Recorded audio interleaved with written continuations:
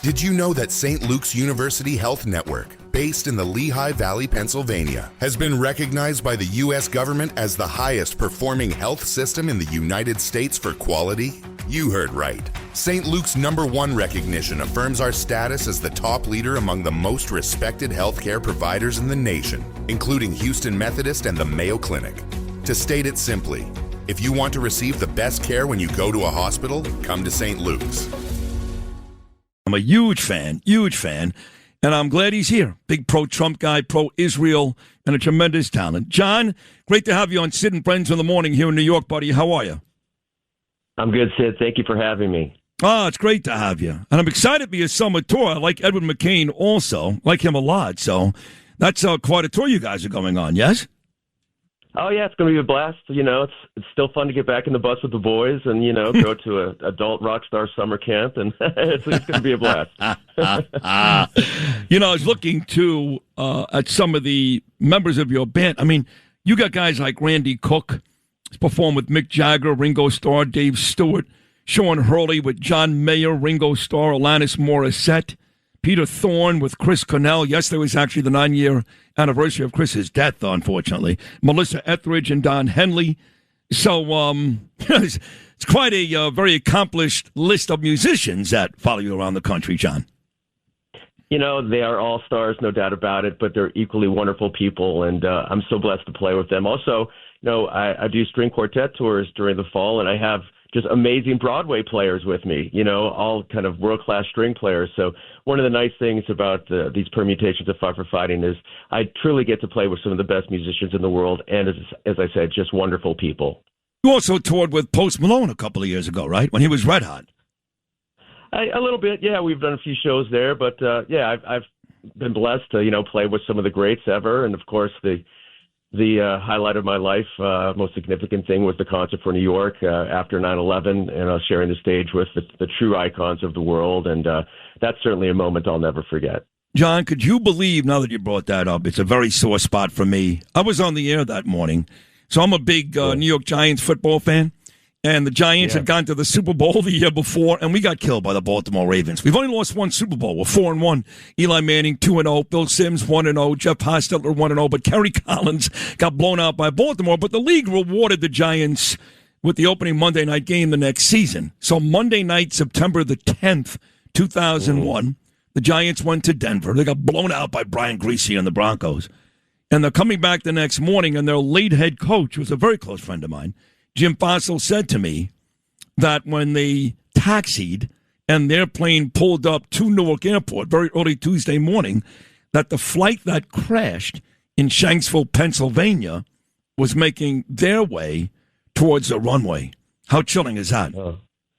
Wow. You know, still 25 years later, it gives me chills to think about that. And, wow, yeah. You know, again, I think for many of us, 9/11 almost seems like yesterday. I actually wrote a song called Tuesday.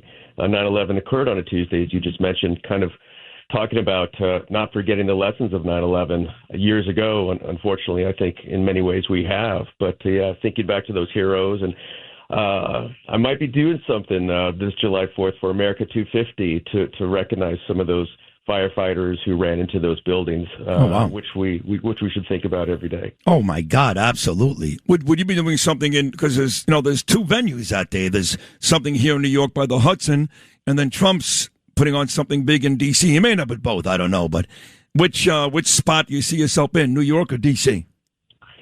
It hasn't been confirmed yet, but if it happens, it will be in New York, and it will be something very special. And I know we're going to talk about it. Alon Noel, who I played Superman with not too long ago, may be joining me for that, Sid. And boy, huge. Wouldn't that be amazing? Oh, huge. That'd be amazing. I actually played your rendition of your great song Superman with Alon yesterday, and Lewis loved it too. My guy, he's a music genius. He thought it was fantastic. So that'll be amazing. You know, you said that we seem to forget here in New York.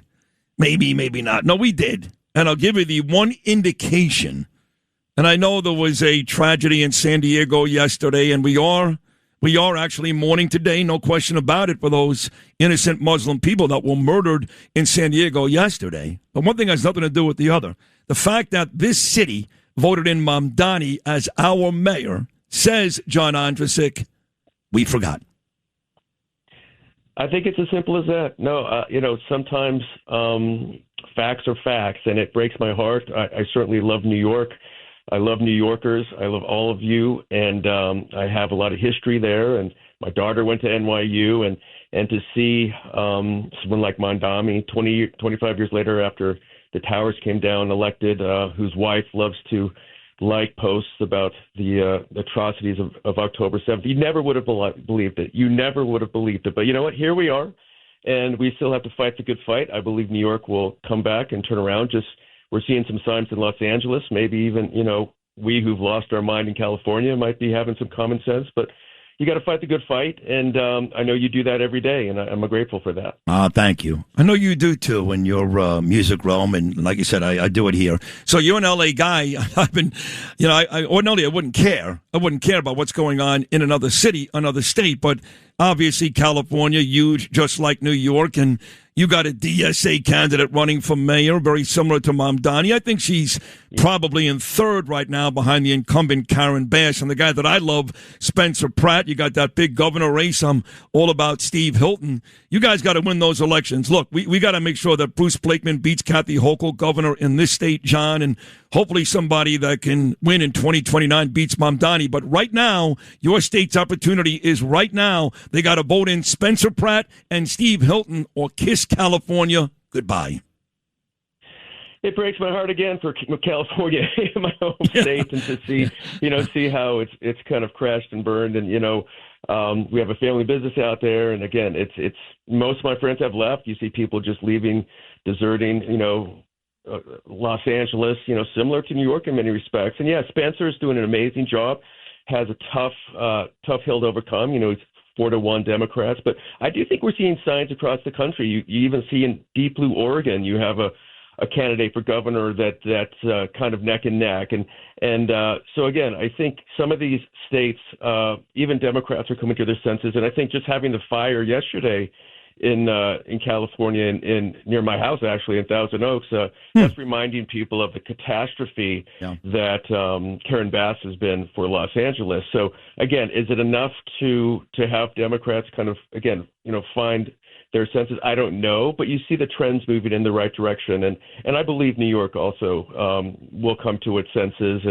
But again, you're right. If you would have told me 5 years ago, somebody who basically spouts river to the sea and will become the mayor of New York, I wouldn't have believed it. But here we are. And like anything, as Americans, we fight for freedom and humanity. And you're right. Our hearts break for the innocents who lost their lives yesterday in San Diego.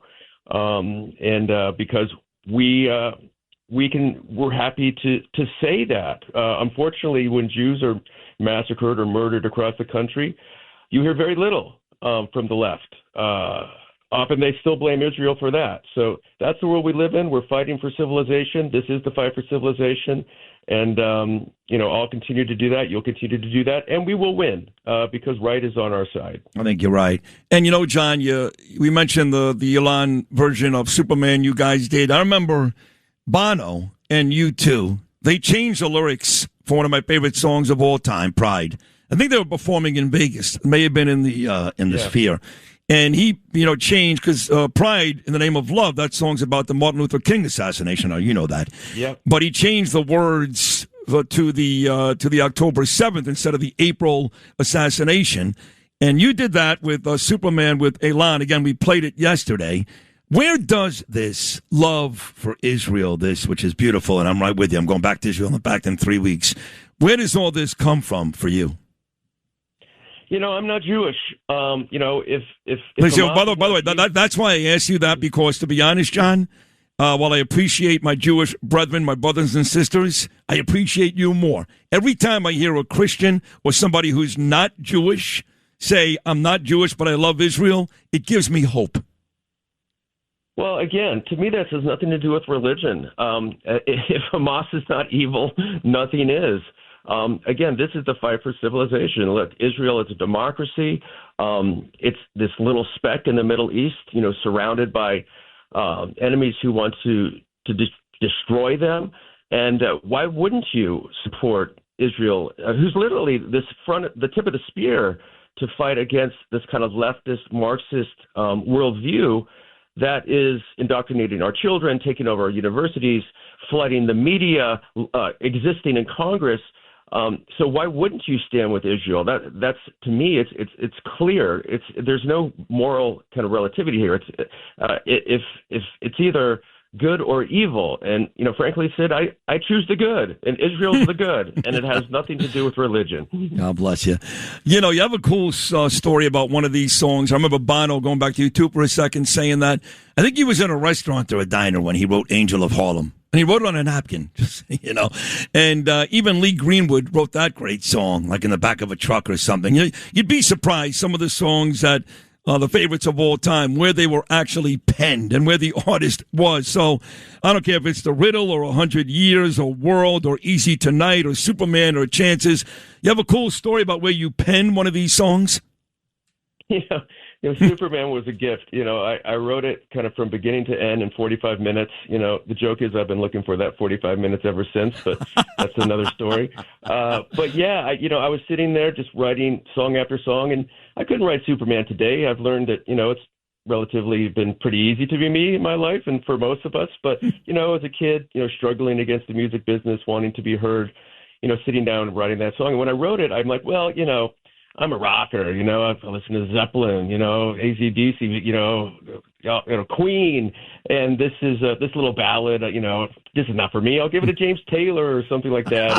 And my producer Greg Wattenberg, a great New Yorker, said, "Dude, you got to put that little song on your record." We even called it a little song, and here we are, 25 years later, and Superman is now has a new life as a song for the hostages and for Alone, and to sit down with Alone after he spent 700 days in a Gaza tunnel and sit with him and play and sing that song was truly a spiritual moment. I kept finding myself touching him to make sure he was real. And again, that experience I think is a victory for all of us who've stood for the hostages, all of us who stood for Israel and America and freedom and everything we're talking about.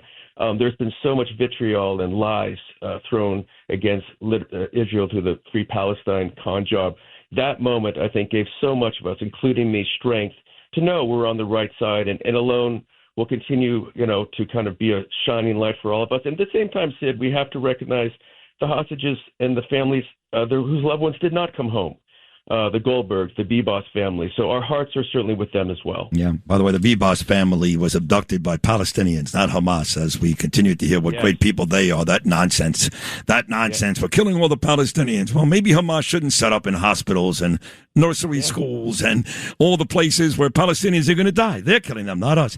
You mentioned the song with Alon. I got to say this, too. It's a great story, obviously, that he was a hostage, and what you did was beautiful, quite frankly, John Ondrasik. But above and beyond that, he's good. Like, he's really good in the song. He's better than me.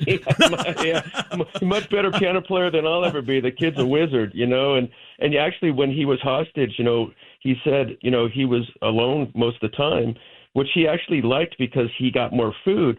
But to kind of keep himself sane, he would kind of play the piano like on his body and play songs on himself. And when he got home, I think sitting at the piano again was a great healing tool for him. Just reminds us how music could be so healing, just like, frankly, after 9/11. So he is an incredibly strong guy. He said, when I said to him, "What's the thing you miss the most?" He said, a chocolate shake with Baileys. And I ran down to the bartender and I said, "If you don't have a chocolate shake with Baileys, I'm going to come back there and make one right now." And so we got him one, and to watch him drink that with his girlfriend again and his mom sitting there, God is good, buddy. I got to tell you, you are something else, man. A brilliant musician. Your music is great, and I'm telling you, I've been playing it for years and years on this show. This isn't brand new because we just started talking. But the work that you do, the song with allowing Alon to perform on Superman, on Twitter, out there every day defending our country, defending President Trump, defending Israel, and you're not a Jew. John Ondrasik, I couldn't love you any more than I do right now, pal. You really are terrific. I enjoyed this immensely. I only ask that you keep coming back, and I'm sure I'll see you at some of these events coming up this summer. You're a great American, my friend. Thank you so much. Sid, you are the man. Keep leading the fight, and hey, go Knicks. Go Knicks. Every part of this conversation was great. This guy, John Ondrasik, is amazing, right? Go Knicks in America, 9/11, the hostages. What a beautiful guy. And his music is really outstanding. Get ready, Staten Island. It's time to celebrate 5 years of Very Hawks baseball. Tuesday, May 19th at 10:30 a.m., it's morning baseball. Wednesday, May 20th at 6:30 p.m., have a pawsome time at Bark in the Park. Thursday, May 21st at 6:30, it's Pride Night with $5 Bud or Bud Light draft beer. Individual game tickets start at just $12. Visit VeryHawks.com now to lock in your seats.